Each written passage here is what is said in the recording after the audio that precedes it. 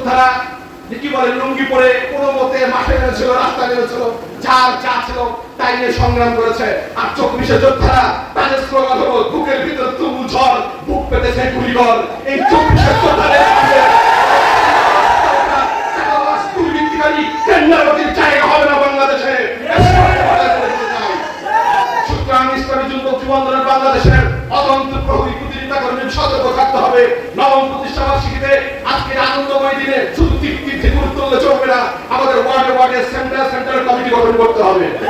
তারপরে ইনশাআল্লাহ বিজয়ের বার্তা যেভাবে ঘনিয়ে আসছে কাছাকাছি সময়ে আমরা বিশ্বাস করি দেশের সিংহভাগ মানুষের সেন্টিমেন্টকে কাজে লাগিয়ে, সেন্টিমেন্ট অনুভূতিকে কাজে লাগিয়ে আগামী বাংলাদেশ বিনির্মাণের জন্য আমরা যেভাবে স্বপ্ন দেখছি, এগিয়ে যাচ্ছি, আমরা মনে করি বিজয় সম্ভাবনাটা খুব শীঘ্রই আমাদের জন্য উন্মোচিত হবে।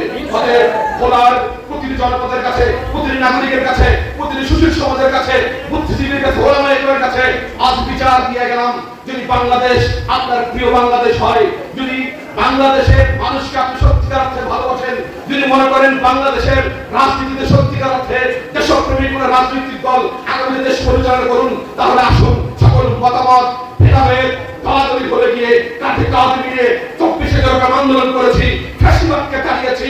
আসুন আমরা আমাদের প্রিয় বাংলাদেশ উন্নত কল্যাণ রাষ্ট্র করবার জন্য, জনগণের বাংলাদেশ করবার জন্য